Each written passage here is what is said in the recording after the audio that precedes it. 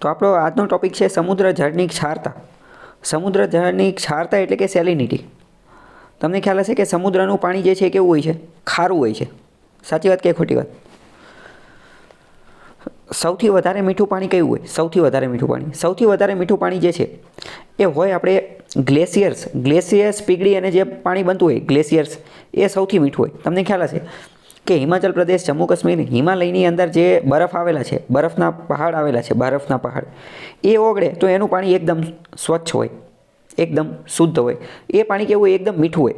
પણ સમુદ્રની અંદર તો ઘણો બધો કચરો ભેગો થતો હોય, ઘણા બધા ક્ષાર ભેગા થતા હોય, એટલે એના કારણે જે છે એની ક્ષારતા, ખારું પાણી જોવા મળતું હોય, તો આ એની ક્ષારતા છે. ચલો હવે હું તમને ક્વેશ્ચન પૂછું.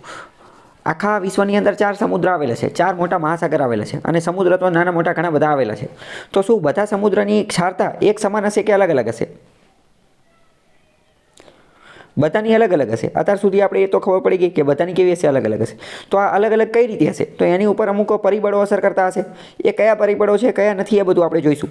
કારણ કે એક્ઝામમાં ક્વેશ્ચન ડાયરેક્ટ એ રીતે પૂછી લેશે, નીચેનામાંથી કયું ઘટક જે છે એ સમુદ્રની ક્ષારતા ઉપર અસર કરે છે? 1, 2, 3, 4, 5 આપેલા હશે, અને કે માત્ર 1, માત્ર 2, તો આપણને બધા ખબર હોવી જોઈએ. પહેલાં તો સમુદ્રની ક્ષારતા શા માટે છે? તો એ એટલા માટે છે કારણ કે એની અંદર ઘણા બધા ક્ષાર આવેલા છે. એટલે ઘણા બધા ક્ષાર, ઘણા બધા જે મિનરલ્સ, ક્ષાર ને એ બધું જે છે આવેલું છે. એટલે સમુદ્રની અંદર મુખ્યત્વે કયા ક્ષાર છે? તો સમુદ્રની અંદર મુખ્યત્વે 3 ક્ષાર છે. સમુદ્રની અંદર મુખ્યત્વે 3 ક્ષાર. એક તો મીઠું, એટલે કે જેને આપણે NaCl, સોડિયમ ક્લોરાઇડ કહીએ છીએ. NaCl, સોડિયમ ક્લોરાઇડ, મીઠું, એ એક તો પહેલો ક્ષાર આવેલો છે. બીજા નંબરનું આવેલું છે કેલ્શિયમ. બીજા નંબરનો ક્ષાર ક્યાં આવેલો છે? કેલ્શિયમનો ક્ષાર આવેલો છે. અને ત્રીજા નંબરનો ક્ષાર આવેલો છે Mg, એટલે કે મેગ્નેશિયમનો. 3 ક્ષારના નામ ખબર પડી ગઈ પહેલાં તો. NaCl, મીઠું, કેલ્શિયમ અને મેગ્નેશિયમ. હવે તમારે વિચારવાનું કે ગમે અહીંયા જો આ 3 ક્ષાર જોવા મળતા હોય તો તમે એવો પણ અંદાજ લગાવી શકો કે અહીંયા ભૂતકાળમાં ગમે ત્યારે દરિયો હશે, અથવા તો દરિયા અરે આને કંઈક લેવા દેવા છે. દરિયાની અંદર આ ક્ષાર તમને સૌથી વધુ જોવા મળે. 3: મીઠું, કેલ્શિયમ અને મેગ્નેશિયમ. બરાબર. અને આ બધાની અંદર સૌથી વધારે પ્રમાણ તો મીઠાનું હોય છે. સૌથી વધુ મીઠું, બાકી કેલ્શિયમ અને મેગ્નેશિયમ ઓછા પ્રમાણમાં. હવે સેલિનિટી, ક્ષારતાની વ્યાખ્યા શું? તો કે સમુદ્ર જળમાં ઓગળેલા ક્ષારના પ્રમાણને ક્ષારતા કહે છે. વ્યાખ્યા એકદમ સાદી, સિમ્પલ, સરળ. સમુદ્ર જળમાં, દરિયાના પાણીની અંદર ઓગળેલા ક્ષારના પ્રમાણને તેની ક્ષારતા કહે છે. પ્રમાણ એટલે કે તો કે કેટલું પ્રમાણ માનવાનું? આ પ્રમાણ માપવાનું કઈ રીતે? તો એ પ્રમાણ માપવાનું 1000 ભાગની અંદર સમુદ્ર જળ લેવાનું. સમુદ્ર જળ કોઈ ગમે એટલું જળ લઈ લેવાનું. એ જળ લીધું, એનો 1000મો ભાગ લેવાનો, એનો 1000મો ભાગ, અને એમાં સેલિનિટી કેટલી છે એના આધારે નક્કી થાય. ક્ષારતા એ 1000 ભાગના સમુદ્ર જળમાં આવેલા ઘન પદાર્થનું કુલ વજન છે. આ માહિતી આપણે તમે વિચારો, સમુદ્રનું પાણી લીધું, બરાબર, તો એમાં શું હશે? અમુક ભાગ પાણી હશે અને અમુક ભાગ ક્ષાર હશે. તો જે ભાગ ક્ષાર હશે એને તો સેલિનિટી કહેવાશે કે નહીં કહેવાય? પાણી તો મીઠું જ હશે, પણ મીઠાની અંદર એક ક્ષાર, કયો ક્ષાર? તો કે મીઠું, મેગ્નેશિયમ અને કેલ્શિયમ. એ ભળવાના કારણે એ ખારાશ આવી ગઈ હશે ને એમાં. હવે તમે વિચારો કે એક પાણી છે અને એક ક્ષાર છે. ક્ષાર પાણીમાં ઓગળી ગયો છે, પણ પાણી મીઠું હતું, પણ ક્ષાર ઓગળવાના કારણે એનો સ્વાદ ફરી ગયો છે. હવે તમે વિચારો, આમાં પ્રવાહી કોણ છે અને ઘન કોણ છે? હા, પાણી જે છે એ પ્રવાહી છે, પાણી પ્રવાહી છે, જ્યારે ક્ષાર જે છે એ ઘન છે, ક્ષાર ઘન છે. પણ અમુક ક્ષાર ઓગળી ગયા છે, અમુક ક્ષાર ઓગળી ગયા છે, તો એ પણ પ્રવાહી બની ગયા છે. પણ હજી અમુક ક્ષાર તો એવા છે ને કે જે હજી ઓગળેલા નહીં હોય. બધા તો ઓગળી નહીં ગયા હોય ને, 100% થોડી ઓગળી ગયા છે. જે ઓગળી ગયા છે એ પ્રવાહી બની ગયા, પણ અમુક જે હજી છે એ એમને ઘન હશે. ઇન શોર્ટ આપણે એવું કહી શકીએ કે સમુદ્રના પાણીની અંદર પાણી રહ્યું એ કેવું છે? પ્રવાહી છે. અને ક્ષાર કેવા છે? તો કે ક્ષાર ઘન છે. બરાબર. તો કે ક્ષારતા એ 1000મા ભાગના સમુદ્ર જળમાં આવેલા ઘન પદાર્થનું કુલ વજન છે. ઘન પદાર્થ કેમ લખેલું એ ખબર પડી ગઈ. વજન શું લેવા લખ્યું એ પણ આપણને ખબર પડી ગઈ. એટલે ક્ષારતા કઈ રીતે દર્શાવે? તો પ્રતિ 1000 ગ્રામ દર્શાવે. પ્રતિ 1000 ગ્રામ. પ્રતિ 1000 ગ્રામ એટલે કે 1000 જે હોય એની અંદર કેટલા ગ્રામ ક્ષાર છે, તો એના આધારે થાય. મતલબ કે સામાન્ય રીતે એવું માનવામાં આવે છે કે સમુદ્ર જળની સરેરાશ ક્ષારતા 35% છે. 35% એટલે શું? 35% એટલે એનો મતલબ એમ કે 1000 ગ્રામ વજનનું સમુદ્ર જળ લેવીને, સમુદ્રનું પાણી લેવી, અને એનું વજન જો 1000 ગ્રામ થતું હોય ને, 1000 ગ્રામ સમુદ્રનું પાણી લીધું એક ડબલું ભરીને, અને એ વજન જો 1000 ગ્રામ થતું હોય, તો એમાં 35 ગ્રામ જે છે ને એ ક્ષાર હોય. 35 ગ્રામ જે છે એ ક્ષાર હોય. જ્યારે બાકીનું 1000 - 35 જે જવાબ આવે એ શું હોય? એ પ્યોર પાણી હોય. એ શું હોય? પ્યોર પાણી હોય. જ્યારે બાકીનું શું હોય? ક્ષાર. ખબર પડી? 35%નો આંકડો યાદ રાખવાનો છે. સમજાણું કે ન સમજાણું? હવે સમજીએ કે સમુદ્રની ક્ષારતા પર અસર કરતા પરિબળો કયા કયા છે એ આપણે સમજીએ. તો સમુદ્ર જળની ક્ષારતા ઉપર પહેલાં તો એની ઘનતા, એનું તાપમાન, એમાં તાજા પાણીનો ઉમેરો, બાષ્પીભવન, મહાસાગરના પ્રવાહ, હિમશિલાનું પીગળવું, નદીઓ, આ બધી અલગ અલગ વસ્તુઓ જે છે એ અસર કરે. સૌથી પહેલાં આપણે સમજીએ કે આ જે નદી જે છે, નદીનું પાણી એની અંદર સમુદ્રની અંદર જતું હોય તો એ કઈ રીતે અસર કરે. ચલો તમે વિચારો કે આપણે વાત કરીએ કે ભારતનો નકશો છે, બરાબર. ભારતના નકશાની અંદર છે એક બાજુ અરબ સાગર અને બીજું બાજુ છે BOB, બે ઓફ બેંગાલ, બંગાળની ખાડી. તમે મને વિચારીને કહો કે બંનેમાંથી કઈ જગ્યાએ મીઠા પાણીની નદીઓ વધુ અંત પામે છે, અરબ સાગરમાં કે બંગાળની ખાડીમાં? મોટાભાગની નદીઓ જે છે બંગાળની ખાડીમાં જ અંત પામે છે. કેમ? ગંગા, બ્રહ્મપુત્ર, યમુના, 3 મોટી નદી છે તો ત્રણેય અહીંયા અંત પામે છે. જ્યારે અરબ સાગરમાં એટલી બધી નદીઓ જોવા મળતી નથી. તો હવે તમારે મને કહેવાનું કે અરબ સાગરની અંદર, અરબ સાગર જે છે એની સેલિનિટી, એની ક્ષારતા વધુ હશે કે બે ઓફ બેંગાલ, બંગાળની ખાડીની ક્ષારતા વધુ હશે? વિચારીને કહેવું તો અરબ સાગરની ક્ષારતા વધારે છે. તમે અત્યારે એવું વિચારી શકો કે આને શું લેવા દેવા? તો આને લેવા દેવા એ કારણ કે તમે વિચારો કે સમુદ્રની સરેરાશ ક્ષારતા કેટલી છે? 35% છે, 35%, બરાબર. હવે જો આ 35%ની અંદર વધારાનું મીઠું પાણી આવી જશે, તો આ ક્ષારતા ઘટી જશે ને, ક્ષારતા ઘટી જશે, બરાબર. અને જો ક્ષારતા વધારવી હોય તો શું કરવું પડે? ક્ષારતા વધારવી હોય તો વધારે ક્ષાર નાખવા પડે અથવા વધારે ખારું પાણી નાખવું પડે. જ્યારે નદીઓનું પાણી તો મીઠું હોય છે તો નદીઓ પોતાનું મીઠું પાણી એની અંદર ઠાલવશે તો ક્ષારતા ઘટી જશે. બે ઓફ બેંગાલની અંદર ગંગા, યમુના, બ્રહ્મપુત્ર, 3 મોટી નદીઓ પોતાનું મીઠું પાણી ઠાલવે છે એટલે બંગાળની ખાડીની અંદર ક્ષારતા ઓછી હોય છે, જ્યારે અરબ સાગરની અંદર ક્ષારતા વધુ હોય છે. પહેલાં તો મીઠા પાણીના પ્રવાહથી મીઠું પાણી જે છે એ સમુદ્રની અંદર જતું રહે, અહીંયા સમુદ્રની અંદર આગમન પામે તો એના કારણે ક્ષારતામાં વધારો થાય, ઘટાડો થાય. નદીનું મીઠું પાણી સમુદ્રની અંદર અંત પામે તો એના કારણે ક્ષારતા વધશે કે ઘટશે? ક્ષારતા ઘટશે, બરાબર. આ પ્રશ્ન પૂછાશે. પ્રશ્ન વિધાનવાળા વાક્યમાં કમ્પેરિઝનવાળો પૂછાશે. બે ઓફ બેંગાલ અને અરેબિયન સી બેમાંથી કોની ક્ષારતા વધુ છે, કોની ક્ષારતા ઓછી છે, અને એનું કારણ પણ આપી દીધું હશે, બરાબર. એક રીઝન આપેલું હશે અને એક વિધાન એસેરેશન આપેલું હશે. અને કે વિધાન સાચું, કારણ છે ઓલું પેલું. આવો ક્વેશ્ચન ડીલ કરી શકો કે ન ડીલ કરી શકો તમે? વિધાન આપેલું હોય અને નીચે એનું કારણ આપેલું હોય અને એ ઓપ્શન આપેલો હોય કે માત્ર વિધાન સાચું છે, માત્ર કારણ સાચું છે, બંને ખોટા છે, વિધાન અને કારણ બંને સાચા છે, વિધાનનું કારણ સાચું છે અને વિધાન સાચું છે, કારણ સાચું છે, પણ એ બંને કઈ લેવાય. આવા ક્વેશ્ચન આપેલા હોય છે, ખ્યાલ છે ને, બરાબર. તો આપણે લઈએ, માની લો કે વિધાન આપેલું હોય કે બંગાળની ખાડી એની ક્ષારતા ઓછી છે જ્યારે અરેબિયન સીની ક્ષારતા વધુ છે, અને એનું કારણ આપેલું હોય, કારણ કે બંગાળની ખાડીની અંદર મીઠા પાણીની નદીઓ વધુ અંત પામે છે, જ્યારે અરેબિયન સાગરની અંદર મીઠા પાણીની નદીઓ ઓછી અંત પામે છે. તો આમાં શું થયું? વિધાન પણ સાચું છે, કારણ પણ સાચું છે, અને કારણ એ વિધાનની સાચી વ્યાખ્યા પણ છે. ખ્યાલ આવ્યો કે ન આવ્યો? ચલો, તો પહેલું તમને ખબર પડી ગઈ આપણને કે ક્ષારતા ઉપર મીઠું પાણી કઈ રીતે અસર કરે. ચલો, હવે બીજી વસ્તુ, ગ્લેશિયર પીગળવા.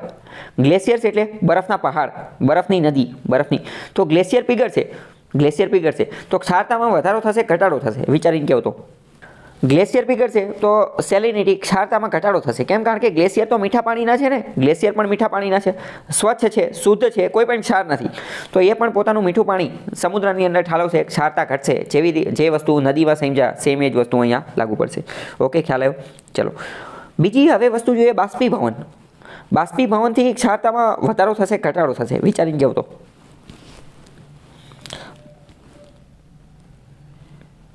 બાષ્પીભવનના કારણે ક્ષારતામાં વધારો થશે. કેમ?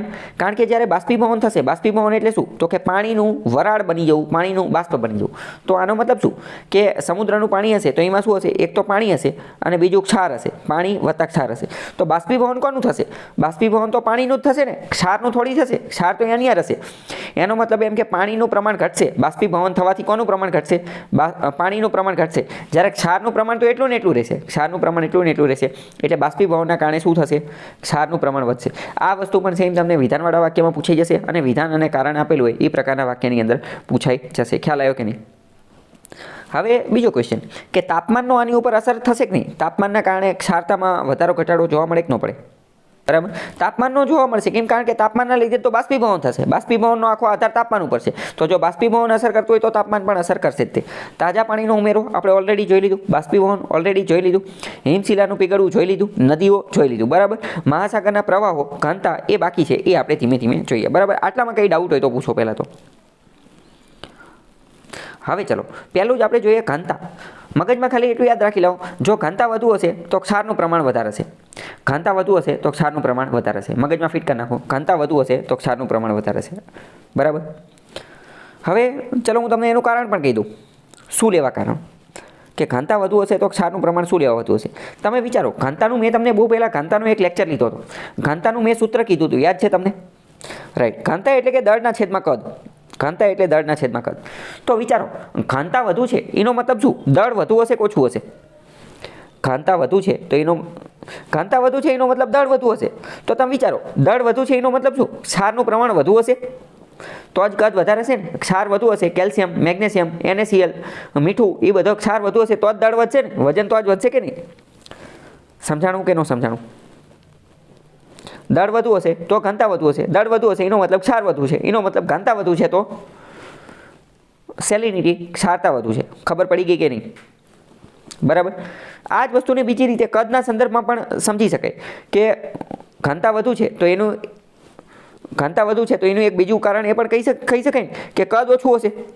ઘનતા વધુ છે તો એનો મતલબ કદ ઓછું હશે ને, કેમ કે ભાગાકારમાં છેદ નાનો હોવો જોઈએ. તો એનો મતલબ કદ નાનું હશે.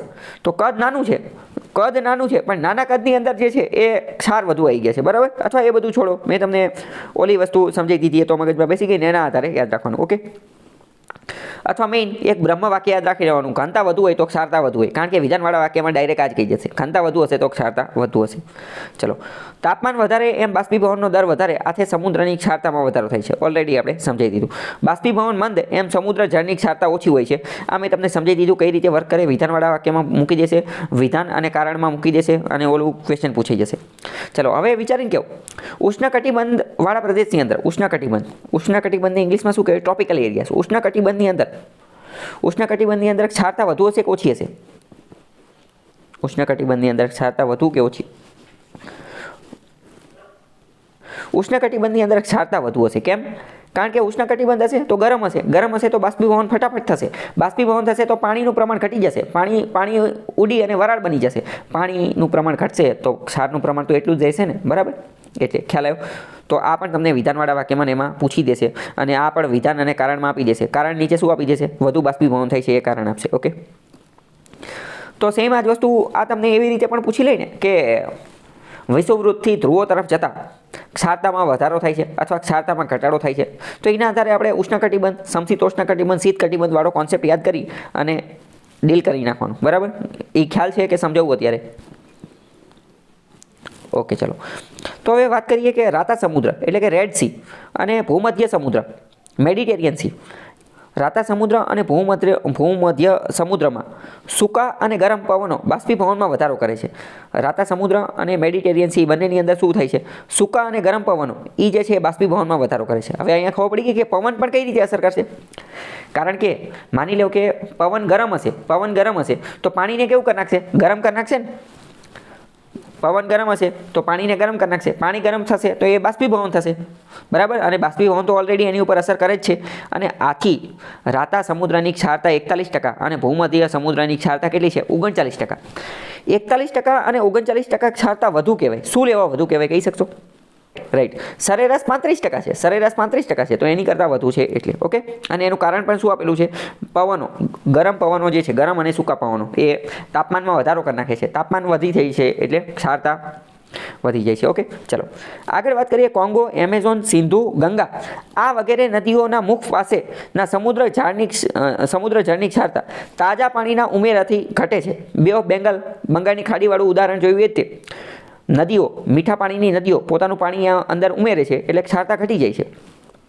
સમશીતોષ્ણકટિબંધ અને ધ્રુવીય વિસ્તારોમાં આવેલા કેટલાક સમુદ્રમાં હિમશિલાઓ પીગળવાથી તાજું પાણી ઉમેરાય છે, તેથી સમુદ્ર જળની ક્ષારતા ઘટે છે. આપણે હિમશિલાવાળું પણ ઓલરેડી જોઈ લીધું. બરાબર.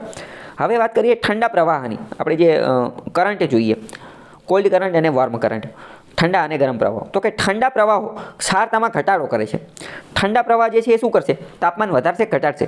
ઠંડા પ્રવાહ જે છે એ તાપમાનને ઠંડુ કરી નાખશે, એટલે કે તાપમાન ઘટાડશે. તો તાપમાન ઘટશે તો એટલું બધું બાષ્પીભવન થશે ને, એટલું બધું બાષ્પીભવન નહીં થાય. તો ક્ષારતામાં કેવું થશે? ક્ષારતામાં ઘટાડો થશે. તો ઠંડા પ્રવાહો ક્ષારતામાં ઘટાડો કરશે. જ્યારે ગરમ પ્રવાહો શું કરશે? ગરમ પ્રવાહ તો આવીને પોતાનું તાપમાન હારે લઈને આવ્યા છે, પાણીને ગરમ કરી નાખશે. પાણી ગરમ થશે, બાષ્પીભવન થશે તો ક્ષારતા વધશે. ખ્યાલ આવ્યો કે નહીં? આ બધી કોન્સેપ્ટવાળી વાતો છે. ગોખવાથી ગમે એટલું ગોખશો યાદ નહીં રહે, પણ એકવાર સમજી લેશો તો ક્યારેય ભૂલશો નહીં. પરીક્ષામાં આવો પ્રશ્ન પૂછાશે. બરાબર. ઉત્તર એટલાન્ટિક મહાસાગર જે છે, ઉત્તર એટલાન્ટિક, એની અંદર ગરમ પ્રવાહથી પશ્ચિમ યુરોપના સમુદ્રની ક્ષારતામાં વધારો થાય છે. ગરમ પ્રવાહના કારણે શું થાય છે? ક્ષારતા વધે છે. જ્યારે લાબ્રાડોરનો ઠંડો પ્રવાહ જે છે એ ઉત્તર અમેરિકાના પૂર્વ કિનારાની ક્ષારતામાં ઘટાડો કરે છે. બરાબર. ગરમ પ્રવાહ ક્ષારતા વધારી દેશે, ઠંડો પ્રવાહ હશે ક્ષારતા ઘટાડી દેશે. શું લેવા કરશે એવું બધું ઓલરેડી આપણે સમજી ગયા. બરાબર. આટલામાં કંઈ ડાઉટ હોય તો પૂછો.